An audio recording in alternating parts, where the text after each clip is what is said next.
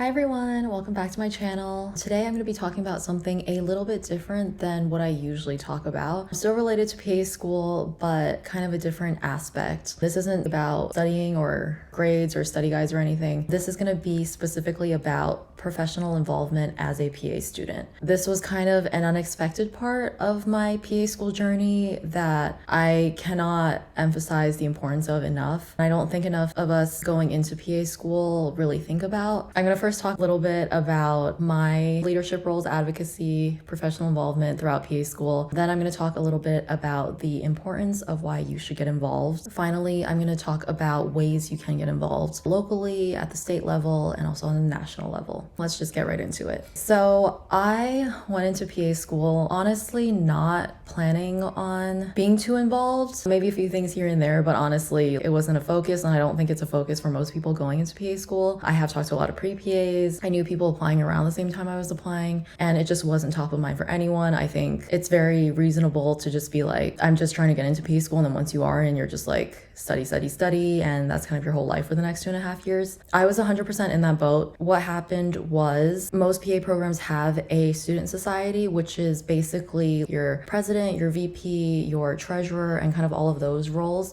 And it's affiliated with the American Academy of PAs, also known as the AAPA, which is our official national organization. So our school had that. We held elections, and there were still 2 to 3 roles or positions that weren't filled yet. I feel like nobody was that interested. A few people who just really wanted a position applied for the main ones, like the ones I just listed.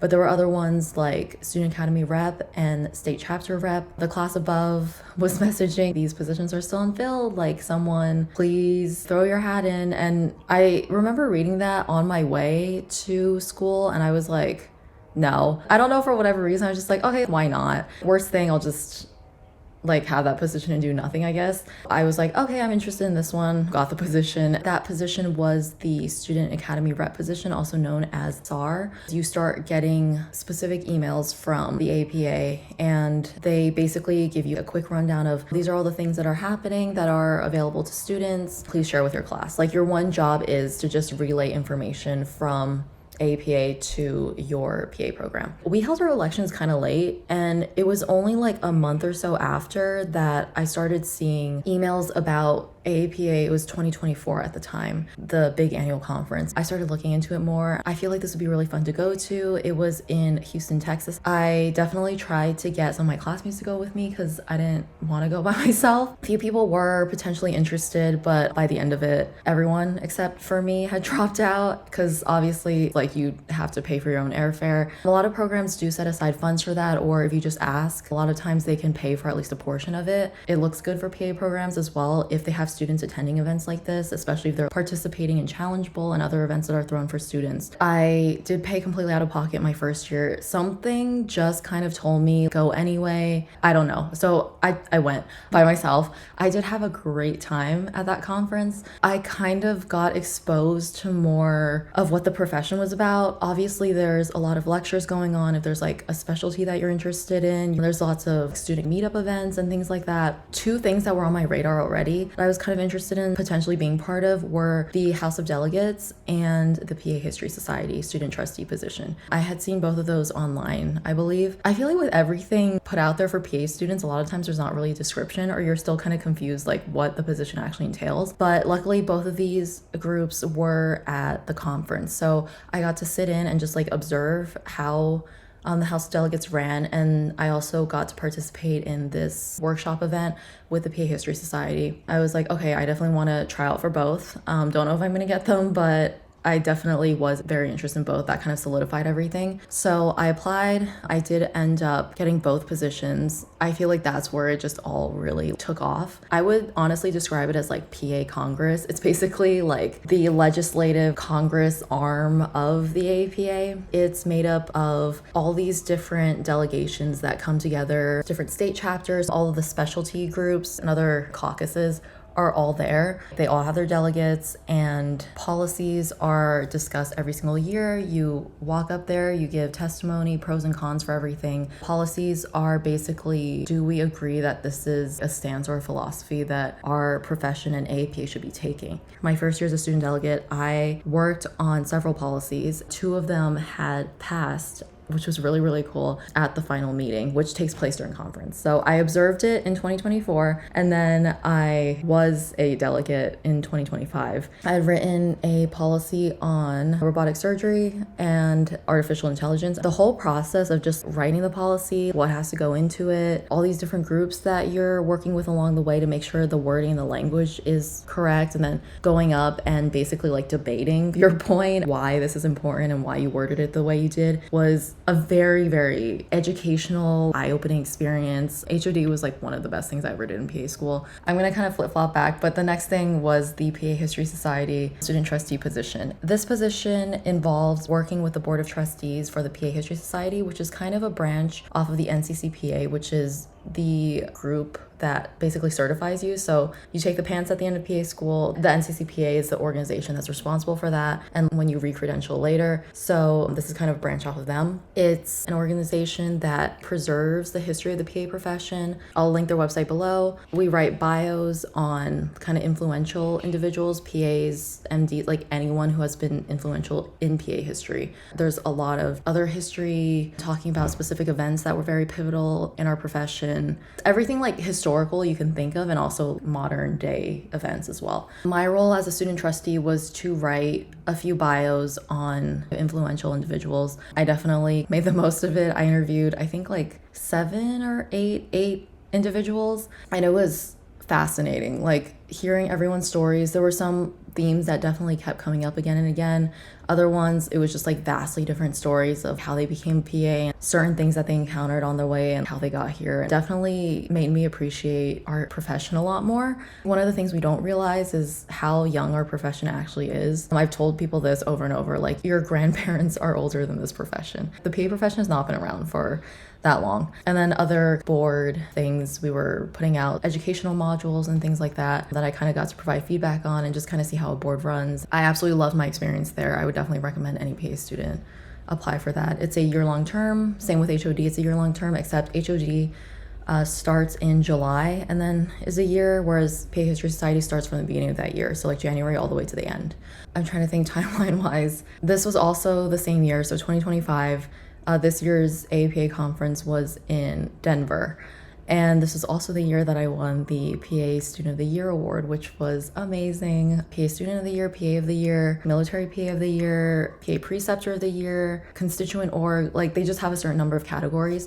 That same year I was a student delegate, the PA History Society student trustee, and I got to meet a lot of cool people backstage, and that was an awesome experience. And I got to like walk across the main stage at the main stage event and get my plaque there. I'll also link that below, but it was mainly recognizing my work with HowMedWorks. A huge part of my website and its purpose was to simplify the healthcare system for readers. So for patients, for PA students, for people who are just curious what the differences are between the professions, how to find health insurance, how to make the most of your health insurance because they make it a nightmare, everything like that. Just basically helping readers navigate our healthcare system better. During that time, elections were already happening. I had, again, wanted to be even more involved. The more you get involved, you're just like, there's this and this and this that I'm interested in. And you kind of see the importance more and more. I had run for one of the NISPA PA student director positions. So NISPA is the New York State Society of PAs. And then I was also running for chief delegate. You lead the student delegation for the next year. I am currently chief delegate of the Student Academy, and then also NISPA PA student director. Those are elected positions. So anyone with PA student membership in those two respective organizations are able to vote. So chief delegate, you can still do all the same things, except this time you're kind of leading the work of the student delegation. The chief delegate position is also one of the student board positions on the AAPA Student Academy Board of Directors. President-elect, because that's like a 2-year term. Communications, the regional directors, the diversity and outreach chair. I'm sorry if I'm missing anyone. For the NISPA PA student director position, there are 3 positions, 2 main ones, 1 alternate, and you kind of just work to take care of communications, kind of hosting events within NISPA. Went to PA school in New York. I'm going to be practicing in New York, so that's why that's my state chapter. And you basically just try to create a more connected and aware PA student community within the state. So we kind of keep track of the state chapter reps in every single PA program, and we kind of send information out to them, and they're bringing that back to their PA program. So this could be like scholarships, events, conference, opportunities, webinars, anything. I've definitely liked seeing the difference between national level, state level, and kind of compare and contrast. I also serve on 2 committees, one through the PA Foundation, which is the philanthropic branch of AAPA, where they're the ones who give out the annual like PA student scholarships, grants, and then also for PAs in Asian Health on their scholarship committee. This is the first year that we're launching a scholarship. I kind of want to get into the advocacy aspect of kind of what I've done, I guess. I have spoken with my PA program, things that I've been involved in, given presentations, talked about what opportunities are available, why they're important to get involved in. I've also been invited to like different schools outside of New York State to go, again, present and talk about the importance of involvement, leadership, advocacy, as well as at the Leadership and Advocacy Summit, also known as LAS. I basically was on a panel and gave a presentation of the same information to PA students, attendees of that event. When I say advocacy, I mean advocating for legislation that benefits our profession. I did, again, attend LAS. You get prepped on bills that you're trying to advocate for that year. So we had 3 this last time. One was on being able to prescribe diabetic shoes, one was on cardiopulmonary rehab, another one was on being able to take care of workers' comp patients. And then you go to Capitol Hill and meet with all of the legislators, so your senators, your representatives, whichever state you're part of, and or their office staff. And you kind of see how legislation is pushed through, the work it involves. This wasn't entirely new to me just because I had done something similar back in high school, except we were talking to I can't remember if it was our senators or representatives, but it was about standardized testing. That was kind of like a very strange full circle moment because I didn't think I'd ever be involved in that again, but it's very important. Very recently, I did NISPA Lobby Day, which is kind of the same exact thing except on the state level. And then this time we were only focusing on one bill that was about removing physician supervision in very specific instances. It's not a national thing that we're trying to push for, it was like state level, so that's why the bill's different. So again, I was totally in that same boat of I just wanted to get through PA school, do well enough, get a job that I was happy with, and just kind of leave it at that. But it's better to get involved early so you can have a say earlier and also just be more well-versed in what's going on versus later where you'll be working, you might be like, now I'm even more busy, or I don't have time for this, or I don't know where to start. I definitely have a couple of friends that are like, I want to get more involved, but I didn't do any of this during PA school and now I don't know where to start. I think it's very important for you to have a seat at the table, to have a say in decisions that are going to affect your career and your practice and your patients, because these decisions are going to get made with or without you, and if it's without you, a lot of times it won't be in your favor. I do want to mention this because it's a point that gets brought up a lot. The PA profession is very commonly compared to the NP profession, and I don't know the details, but they are required to get like national and state membership, whereas for PA programs, for whatever reason, we aren't. I don't know if that's just like you're only in school for like 2.5 years, so like it doesn't really matter, we're not going to enforce it kind of thing. But our number of members in AAPA and like other state chapters and CO, like constituent organizations, are pretty low. And when you don't get membership, one is the financial aspect. There's not as much money that we can push behind getting the things we want through Congress, through our state. So that's why there's always a comparison like, oh, NPs are getting all of these things done that they want to get done, whereas it's taking so much longer for us, or it just doesn't seem like it's going anywhere. So there's kind of the financial aspect and also just the pure numbers aspect. It's a lot easier to get things done when there are much larger numbers, especially if the bulk of your profession is involved or is paying membership dues. Even if you're doing nothing, just the sheer number helps. I've heard the argument a lot, like, I don't really see what I gain from paying for membership. It seems kind of useless for me, or I just don't care enough. But I think that's a very short-sighted viewpoint to have. You can't only be seeing it from what you benefit directly out of it perspective. By you getting this membership, you are adding to the pool and the number of people that are getting behind all these causes to help push stuff forward that will benefit you and your career. At the very base level, get your AAPA membership. They're not sponsoring me.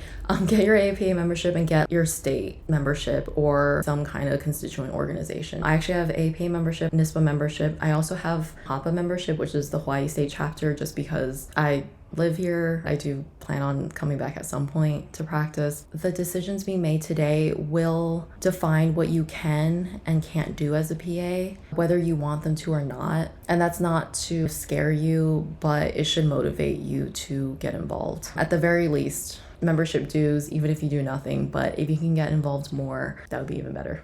I've definitely gotten to work with a lot of really cool people, learned a ton that I wouldn't have otherwise, kind of been exposed to just things our profession is concerned with. I think it also sets you apart when you're looking for jobs. You network a lot, just things that you've done kind of put you on other people's radar. One of my bigger job interviews, it wasn't the one I actually ended up taking, but at one of the top hospital systems was because I went to a conference and someone just randomly said that I did a really good job at bringing up certain points that we weren't even told to bring up during certain legislator meetings. This was like during our lunch break. Someone had overheard who was pretty high up at that specific hospital system, and he was like, let me set you up with this interview, like, are you almost graduated? Small things like that could get you to finding your like dream job, for instance. So there's also kind of that aspect as well that I think people don't really think of. I do want to talk about some of the opportunities that are available as a PA student. I do want to preface saying that every position is what you make of it. So I'll start with school or state level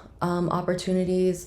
Something that I've seen a lot of people do. I haven't personally done this, but I have a lot of friends who have. It was formerly called Project Access. Now it's called PA Student Success, also known as PASS, where you basically go to like high schools, maybe middle schools, talk to the students about what the PA profession is, so they kind of have that early exposure. And I've seen a lot of the photos that come out of this. They give them like little white coats and everything, and it's very cute. And you're just basically letting more people know earlier on what it is that you do, what the profession entails, so it's kind of on their radar earlier. And even with how far we've come, you'll still hear a lot of people be like, I don't really know what a PA is. And this kind of helps with that as well, and also increases interest of potential people who will want to go into PA school later. You can also set up events at your PA program. So those are kind of some more like school level, local options. State level wise, again, join your state chapter. There are lots of committees that they welcome PA students to be a part of.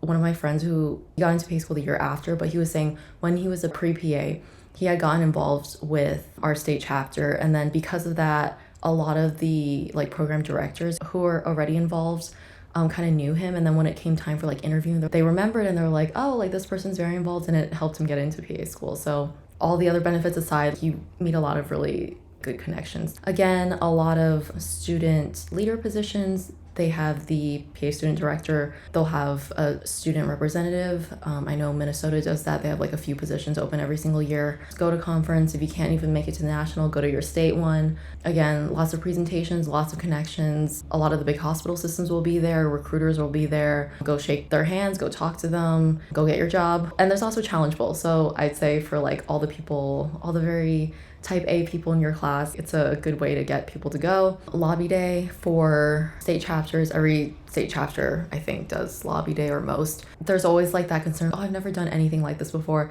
They will tell you everything you need to know before you go in, and you will not be going in alone. So don't worry, you'll be well taken care of. You won't be just going in blind. I know for me, this wasn't lobby day, but this was for LAS. I was the only one representing Hawaii, which was very scary because it was also my first year, but they definitely prepped me super, super well. They brought in 2 other people with me. One was a PA who did not practice in Hawaii, but was from Hawaii. And they also brought in the lobbyist who was super helpful as well. So you're never going in, like no one will just like throw you to the wolves. National level, on the leadership side for students, the student board, I absolutely love the group that I'm with this year. I love everyone on the student board. That app usually opens up around, I want to say like March or sometime, and the term is from starting in July for a year, except for the president position. You're president-elect for the first year, and then you serve as president for the second year, which is basically you represent the students on the big APA board in your second year. Also, again, APA conference. I'm super excited about this year. It's in NOLA. Conference changes locations every year. It's usually in a fun city. I had gone to Houston, Denver. This year will be NOLA. I have no idea what next year is going to be, but we'll find out soon.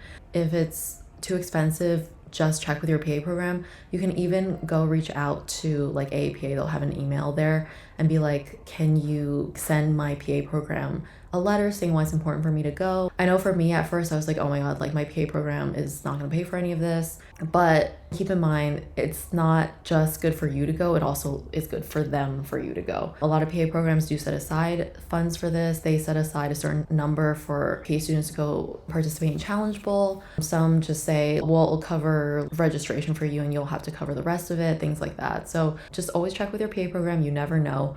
LAS, I feel like, is kind of the lobby day of the national level, but that's where you go on Capitol Hill. They go through all the bills and everything. You go talk with legislators, and that was an awesome experience. So that's like the first day, but then the rest of it's like a normal conference. That's when I did my panel and gave the talk, and there's a lot of great booths, a lot of great people to catch up with. That's another one of the things that I think is one of my low-key like favorite parts of being involved, is a lot of these people are from like other states, and sometimes you'll kind of see them here and there on like social media or LinkedIn or something, and then you like finally get to see them at conference again. It's like, oh my gosh, like I haven't seen you in a year, and it's just super, super exciting. Just to kind of wrap everything up, I always say just do what you can and pick something that you like. You don't have to do everything by any means. Just pick like one thing, pick something that you think you'll enjoy, and just make the most of it. We are one of the few, not even just healthcare professions, but just professions in general out there that the average age is getting younger. It's very important to have people in leadership that reflect that. I know there's kind of this huge misconception. Everyone who's involved looks like they're much further along in their careers, and this is maybe something I'll consider in 10 years, but I won't get involved before. People who are kind of further along in their careers might not have the specific insight of the people who are maybe earlier on. And it's kind of important to have both of those when you're making decisions for the PA profession as a whole. The idea that involvement is only for PAs who are further along in their careers is absolutely not true. I definitely talked to a lot of working PAs who are further in their careers who are like, I wish I got involved earlier. I didn't know about any of this as a student. And just looking back now, even with my involvement now, I just wish I did more earlier. Hopefully this kind of helps put opportunities out there on your radar. Regardless of whatever you hear out there, you are the future of our profession, and we definitely need more people advocating. I hope you found this helpful. I kind of wanted to get everything in there just because this was a huge part of my PA school experience. I hope you have a great rest of your day, and I'll see you in my next video. Bye.